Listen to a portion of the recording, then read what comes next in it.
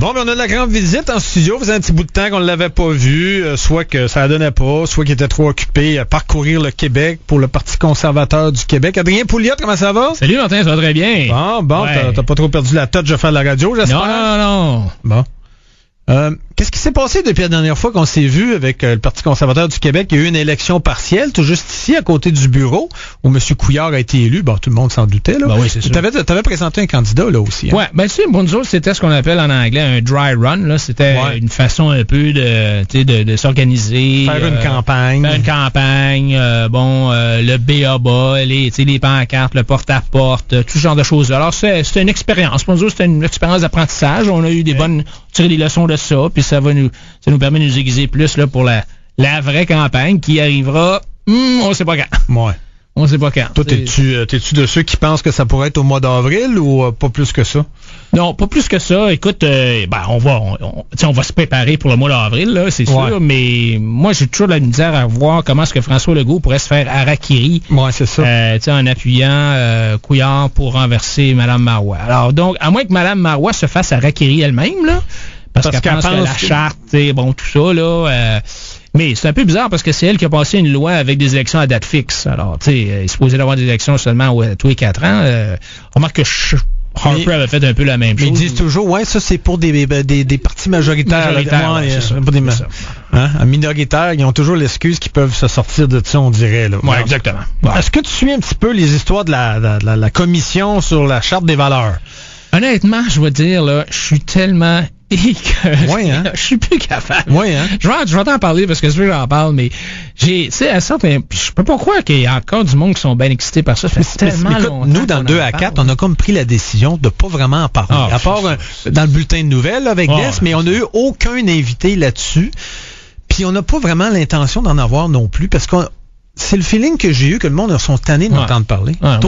Moi, j'ai ras-le-bol, là. Je veux dire, je peux pas croire que dans les 250 témoins qui vont défiler, là, qu'il y a quelqu'un qui va sortir une idée brillante, nouvelle. Le barreau, le barreau, ce qu'ils ont sorti aujourd'hui, là. C'est du juridique, là. C'est du juridique, puis il y a déjà d'autres avocats qui avaient dit la même chose. Mais, je vois pas vraiment... Moi, toute cette affaire de commission-là, c'est sûr qu'ils sont obligés d'en avoir une, là. Tu peux pas ne pas en avoir une, mais... Moi, je pense que ça fait l'affaire du PQ au coton parce que ça rallonge, ça étire la sauce au bout là, jusqu'au mois de mars.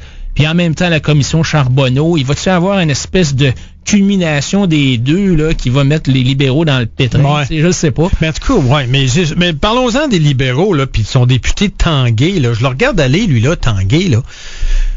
Mon Dieu, il arrache le Parti libéral, là. As-tu l'impression que le Parti libéral en arrache, toi? Oui, avance, recule, à gauche, à droite. Parce que toute la question du vêtement, là, tu sais... chador, le voile, ça, pour moi, ça n'a pas d'affaire dans une loi. On n'a pas besoin d'une loi, là. Tu sais, un employeur peut très bien avoir un code vestimentaire. Moi, j'en ai un code vestimentaire dans ma compagnie.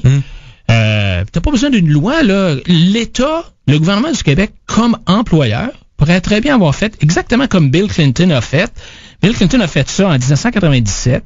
Il a publié un document d'à peu près 12 pages sur voici les lignes directrices là au niveau de toutes les questions religieuses au travail, comment ça marche, puis ça. Alors, 11 pages là, puis c'est vraiment bien fait, je l'ai lu, puis des exemples, qu'est-ce qu'on fait dans telle situation, dans telle autre situation, est-ce que j'ai le droit de mettre un poster Jésus-Christ dans mon petit cubicule? Est-ce que j'ai le droit de parler à mes co-travailleurs de ma croyance si je suis un mormon? Est-ce que j'ai le droit de mettre, par exemple, un signe religieux ostentatoire? Et il y a un paquet d'exemples parce que c'est compliqué, tu sais, il y a toutes sortes de choses qui peuvent arriver. Alors, et donc, ils ont passé cette espèce de directive administrative là, à tous les gérants des départements de l'État fédéral. Ça, c'est pour les bureaux du gouvernement, là. Ouais, c'est ça. Puis, ça n'a pas fait un gros char, puis ça... Mais ils ont-ils le droit de porter un voile, là? Oui, eux autres, ce qu'ils disent, au niveau du voile, là, parce que c'est de ça que tout le monde parle, là, ce qu'ils disent, c'est que oui, tu peux porter un voile dans la mesure où il y a un mais. Mais s'il y a des questions de sécurité, là, non, tu peux pas. Si c'est des questions de sécurité, mais tu peux mettre un signe religieux de la même façon que tu pourrais mettre, mettons, je sais pas moi, mettons que tu es membre des Lions ou du club Rotary, que tu pourrais mettre ta pin, une petite pin du club Rotary. Alors, si tu as le droit de mettre une pin du club Rotary, mais tu as le droit de porter un crucifix dans la mesure où... C'est pas exagéré. C'est ça. Dans la mesure où ce que tu portes, il n'y a pas de problème de sécurité, un. Puis deuxièmement, dans la mesure où ce que tu portes, ça implique pas que ton employeur, le gouvernement, appuie une religion ou l'autre. Ah ouais. OK? Alors donc, il faut que l'État... paraisse neutre malgré tout. Neutre, c'est ça. Malgré tout. Alors, il dit par exemple que tu peux mettre des médailles religieuses. Encore une fois, ça n'affectera pas ton efficacité au travail. Et donc, c'est correct. Alors, mais t'en as 11 pages de ça, là, tassé le 8,5 par 11 parce qu'il y a toutes sortes de cas. Mais finalement, ce que Clinton a fait, c'est qu'il a dit, bon, ben voici les directives. Maintenant, à vous autres d'appliquer ça au jour le jour. Okay. Utilisez votre jugement, puis soyez nuancés, puis faites attention, puis tu sais... alors moi, je pense que c'est ça. Tu passes un code vestimentaire, puis c'est règlement, t'es pas obligé de passer une loi. Puis d'ailleurs, j'ai posé la question à Bernard Drinville, pourquoi avez-vous passé une loi pour faire ça? Pourquoi simplement pas avoir un code de conduite ou un code vestimentaire? La réponse, ça a été... Adrien, c'est parce qu'on veut avoir le débat. Ben oui. On voulait avoir le débat. Ben oui. On voulait créer le débat. Ben oui. Ben oui. Tu sais, alors donc, c'est pas vraiment une question d'efficacité ou de religion. Ça, c'est rien qu'une question politique. Oui, c'est un timing politique. Un timing, là. Pour essayer de ramasser le sentiment identitaire, le nous, là, québécois, francophone, tout ça. Alors, je trouve ça bien déplorable. Mais pour moi, on n'avait pas besoin d'une loi. Puis, tu sais, on a-tu besoin d'une loi pour parler de l'égalité homme-femme? Il y a déjà 2 chartes. La charte canadienne et la charte québécoise qui dit que les hommes et les femmes sont égaux. Pourquoi avoir une 3e charte qui nous dit ça? Là? On n'a pas besoin de ça.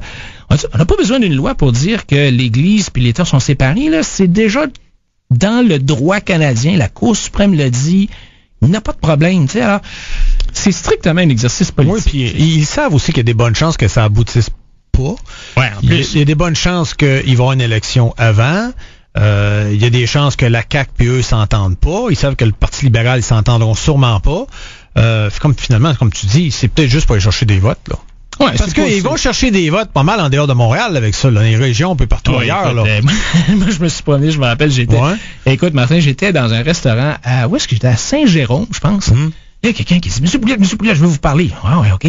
On s'en va dans le coin, il dit, Monsieur Pouliot, ça prend des balises. On est à Saint-Jérôme. Ouais. Il n'y a pas un voile à 100 km à la ronde, tu sais. Oui, OK, ça prend des balises, là, mais comme je te dis, on peut avoir un petit guide administratif, là, puis voici ce qu'on fait. Puis toutes les grandes entreprises, Bombardier, SNC, ils ont tout ça dans leur département de ressources humaines. Des guides administratifs, comment gérer la question des accommodements raisonnables. Tu sais, si un juif arrive, puis il dit, ben moi, je sais bien dommage, je travaille pas le vendredi à cause de ma religion, non. Non. Si tu travailles pas, ça te coûte une journée de congé. Exact, c'est ça. Tu prendras un congé personnel. Alors, il y a toutes sortes de situations qui sont gérées par des politiques administratives de grandes entreprises. Puis, pourquoi est-ce que l'État n'a pas fait la même chose? Je le sais. C'est simplement pour brasser ça, là, toute cette histoire-là. Oh, mon Dieu. Bon, on arrête de parler de ça. Dis-moi, la commission Charbonneau, toi qui, tu sais que tu n'étais pas trop un fan des syndicats, as-tu suivi ça un peu, les péripéties de la FTQ puis tout ça, la commission Charbonneau? Ouais, la commission Charbonneau, la FTQ aimerait bien ça qu'on tourne la page, qu'on parle pas de ça, qu'on parle d'autre chose, mais ça montre que, là, on le voit vraiment avec la Solim, le bras immobilier, là, comment est-ce que c'était gangréné, que la vallée contrôlait tout avec Accurso. Et c'est vraiment un bel exemple de pouvoir qui corrompt, puis le pouvoir absolu corrompt absolument. Ces gens-là reçoivent des milliards de dollars, puis ils sont pas imputables. Mais c'est ça. Ils sont pas propriétaires. C'est pas des propriétaires d'entreprise. Ils gèrent l'argent des autres. En fait, ils investissaient dans des affaires qui pouvaient aider leurs amis ou les amis de leurs amis. Écoute, un bar de danseuse, là. C'est fort, là. Ouais, puis si ça rapporte pas, ça n'a pas d'importance parce que de toute façon, les administrateurs du Fonds de solidarité sont des syndicats, des représentants de syndicats. Les syndicats n'ont pas d'argent dans le Fonds de solidarité. Là. C'est des investisseurs comme toi et moi là, qui mettent de l'argent pour leur retraite, mais les syndicats n'ont pas une scène dans le Fonds de solidarité. Mais non. Alors, Puis la loi prévoit que c'est 14 représentants syndicaux qui sont automatiquement sur le conseil d'administration du Fonds de solidarité. Alors, si les rendements sont moins 2, moins 5%, t'en fous, tu sais, ça fait pas bonne presse, mais les autres, ils perdent pas leur job. Alors, il n'y a pas d'imputabilité dans cette affaire-là. C'est ça qui marche pas. Et là, l'autre problème, c'est ceux qui ont investi là-dedans, ils peuvent plus sortir leur argent. Même avec ce qui se dit, là, une fois que tu rentres ton argent là, tu peux pas sortir, là, hein? Alors, il faut pratiquement que tu sois sur ton lit de mort. Ouais. Ou que ta maison soit saisie, puis tu sais, t'es jamais complètement. Il y a 2-3 exceptions, mais dans 99% des cas, ton argent... Comme là, arrivé comme excuse que tu dis, hey, là, moi, qu'est-ce que je viens de voir, les magouilles, puis tout ça, puis qu'est-ce qui faisait que mon argent, je veux plus rien savoir, je veux sortir mon argent, tu pourras même pas sortir. Mais non, si t'es avec un fonds de retraite, mettons, autogéré avec la financière Banque nationale, ben là, tu vois, tu sais, il y a une mauvaise nouvelle au chef de la Banque nationale, tu retires ton argent. Ben oui. Tu sais, en 2008, là, quand il y a eu la crise, il y a des gens qui ont retiré leur argent des banques. Différentes banques qui n'étaient pas contents de la façon qu'ils avaient géré ça. T'es inquiet un peu de la solvabilité, tout ça. Et là, ici, t'es complètement jamais. Deuxièmement, c'est les gens qui gèrent ça, ils n'ont pas ton intérêt à cœur, ils ont leur intérêt à cœur.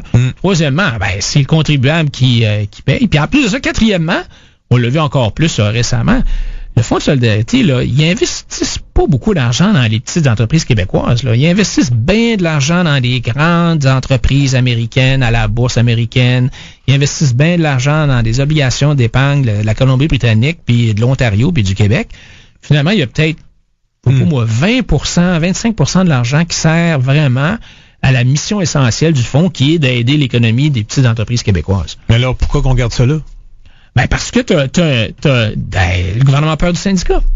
Bon. Le gouvernement a peur du syndicat. Harper, là, regarde. Mais là, il y a juste Harper qui n'a pas peur. Il a décidé de couper le crédit d'impôt, là. Ah ouais, puis là, écoute, ça a été la catastrophe. Ça, écoute, je veux dire que Harper, pour ça, je l'admire, parce que, tu sais, il a pas reculé. Et, mais au Québec, tu sais, l'espèce de triangle entre l'État, les politiciens, les fonctionnaires, puis les groupes d'intérêt comme les syndicats, c'est un triangle qui est bien fort. T'sais, ils s'auto-alimentent, ces gens-là. Les politiciens ont besoin des syndicats, les syndicats ont besoin des politiciens, les fonctionnaires ont besoin des deux. Alors, ces trois-là, ensemble, là, c'est pas un triangle qui est facile à briser, Martin. Oh, mon Dieu, non. Puis, qu'est-ce que tu penses de ton maire Coderre depuis qu'il est arrivé? Parce que toi, tu restes ici sur l'île de Montréal. C'est ton maire, ça, Coderre? Trouves-tu que ça avance pas pire, son affaire? Ou? Ben écoute, il y a une nouvelle récente qui est sortie où ça a l'air que la ville va créer une espèce de groupe d'une vingtaine de fonctionnaires qui vont scruter à la loupe l'appareil municipal. Et ils espèrent trouver des économies là-dedans. Avec leur nouveau directeur général qui arrive de Québec. Qui arrive de Québec, qui était, je pense, un bon gars.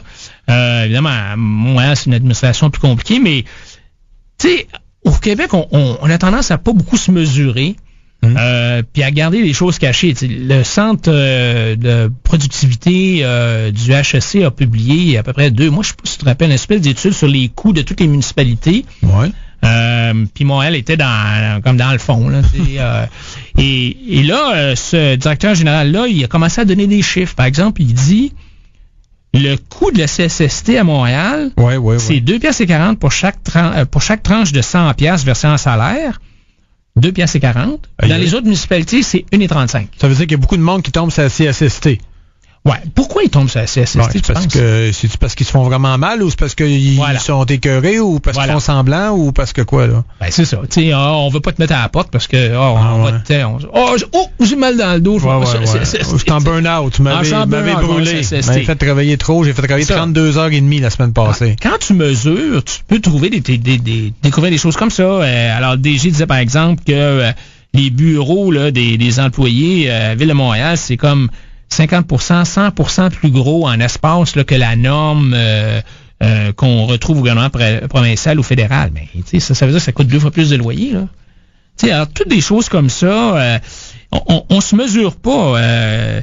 Je sais pas si tu te rappelles de Jean Fortier qui était président du comité exécutif. Je lunchais avec ce midi, puis il me racontait que quand il était là, il avait fait faire une analyse des coûts pour les nids de poules. Combien ça coûte les nids de poules? Ouais. Bon.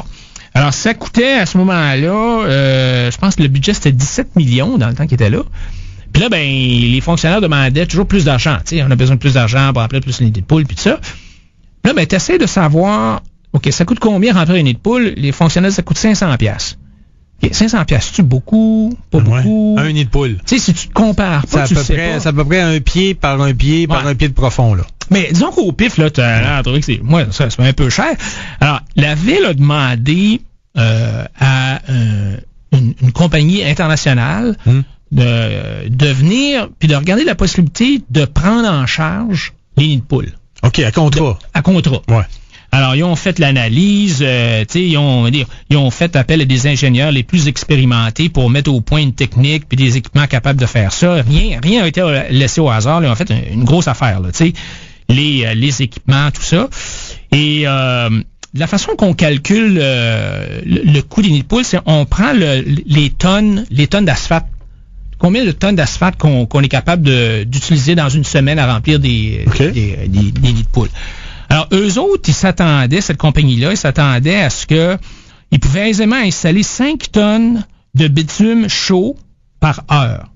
OK. 5 tonnes à l'heure par équipe. Donc, sur 2 quarts de travail de 5 jours par semaine, les équipes auraient déplacé à peu près 400 tonnes de bitume. OK. Alors, ça, c'est un élément de mesure. Et là, la compagnie, pour le fun, sont allés voir les gens de la ville, puis ils ont dit... c'est quoi vous autres, là? Vous en mettez combien de tonnes de bitume, tu sais? Ouais. Alors, les gars, ils ont dit 2 tonnes par jour. Alors, ça veut dire que la compagnie était capable de mettre 400 tonnes de composés sur 2 quarts de travail de 5 jours par semaine. 400 tonnes. Ouais. Puis la ville, eux autres, dans une semaine, ils mettaient 8 tonnes. My God. Et on parle de 50 fois plus efficace. 50 fois. Ça se peut-tu? Alors, tu sais... Quand tu... 8 tonnes, je sais pas, c'est beaucoup, c'est pas beaucoup, tu sais pas. Alors, il faut se comparer, c'est ça qu'il faut faire, mais on n'aime pas ça se comparer au Québec. Ben non. Non, mais pour s'améliorer, il faut se comparer. Il n'y a aucune façon, il faut que tu fasses ce qu'on appelle de l'étalonnage, donc de la mesure, puis Toronto, à chaque année, ils produisent un rapport de 400 pages où ils se comparent avec toutes les grandes municipalités. Il y a une loi en Ontario où il faut que les municipalités se comparent. Et donc, c'est ça qu'il faut qu'on fasse, tu sais... parce que il y a l'ouvrage, notre M. Coderre. Oh, yes, mais il pourra pas tout changer, faire ce qu'il veut avec tout ça, lui-là. Non. Je veux dire, il y a des syndicats, puis il va m'emmener. Comme Régis Labaume, il veut bien faire, il a bien de la bonne volonté, Régis, mais il a frappé des murs aussi, là. C'est beaucoup les syndicats, tu sais, on parle beaucoup des cols bleus, mais il y a plus de cols blancs que de cols bleus, hein. Puis la gestion, les gestionnaires, eux autres, justement, ils veulent pas se mesurer parce qu'ils veulent pas démontrer qu'ils sont inefficaces. Mais il y a beaucoup de travail à faire dans la gestion de changement si tu veux amener les syndicats à changer les façons de faire. C'est sûr qu'il y a les cols bleus, mais il y a beaucoup de travail à faire sur les cols blancs.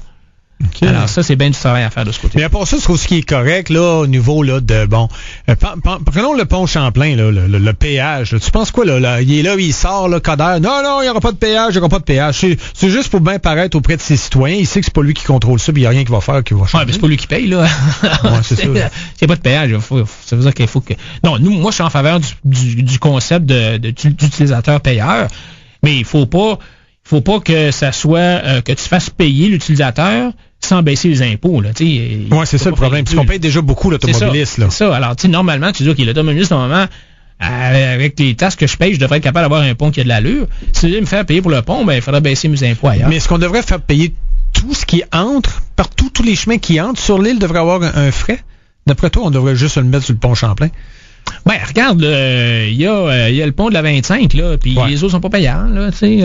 Ouais. Puis ceux qui le prennent là, ben, ils savent que ça va aller plus vite, puis ça coûte plus cher. C'est ça. Mais est-ce que le pont Champlain va devenir un endroit où ça va aller plus vite aussi, justement, puis c'est pour ça qu'on va payer? Peut-être. Exactement. Peut-être. Il va devenir une voie plus rapide que les autres, hein, puis c'est comme un extra. Ouais. Je me souviens quand je suis allé à San Francisco la dernière fois, le pont qui met entre Oakland et San Francisco, justement ça, il y a des gens qui ont déjà leur passe, là, qui achètent. Un peu comme si tu passes aux douanes des fois à cette heure-là.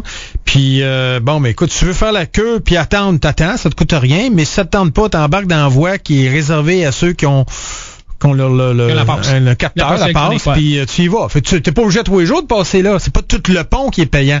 C'est comme s'il y avait juste une voie qui est payante sur 5-6 voies qu'il y a. Ça, c'est pas une mauvaise idée aussi. Non, c'est une très bonne idée parce que de toute façon, regarde, les voies réservées aux autobus, là.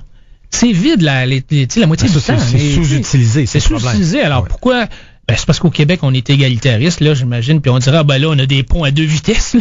Mais pourquoi qu'on fait pas ça sur le pont Champlain si il y a 3 voies dans une direction, 3 voies dans l'autre, qu'on en réserve une pour ceux qui veulent payer? Possiblement. Tu sais qu'il va y avoir moins de monde dans ce voie-là, va aller plus rapide. Puis, il y a des jours, t'es peut-être pressé, tu sais pas, tu dis, regarde, aujourd'hui, je suis pressé, c'est pas vrai, m'attendre, je passe dans cette voie-là, elle me coûtera 5$. Ouais. Ça pourrait être fait, alors, ça? Moi, je trouve que là-dessus, M. Coderre, je pense qu'il a tort, mais par contre, il y a d'autres choses que j'aime. Tu sais, justement, l'espèce de révision des processus administratifs de la ville dont je viens de te parler, je pense que c'est un bon signe. Il a engagé un bon directeur général. Il y a des réactions qu'il y a, là, que j'aime. Mais on va voir avec les résultats. Tu sais, les intentions, c'est toujours quelque chose, mais faut attendre de voir les résultats. Tu sais, tu veux me parler d'un sujet au sujet de notre premier ministre, M. Harper, au sujet de quoi? La réforme de l'assurance chômage? Ouais, ben, écoute, tu sais, on le sait, là, la petite réformette, parce que c'était pas une grosse affaire, mais la réforme de l'assurance chômage ou de l'assurance emploi, tu sais, ça a fait parler bien du monde, puis tout ça. Ouais. Mais je vais te donner 2 exemples. Il y a 2 exemples qui sont sortis récemment, un aux Pays-Bas, puis un à Caroline du Nord.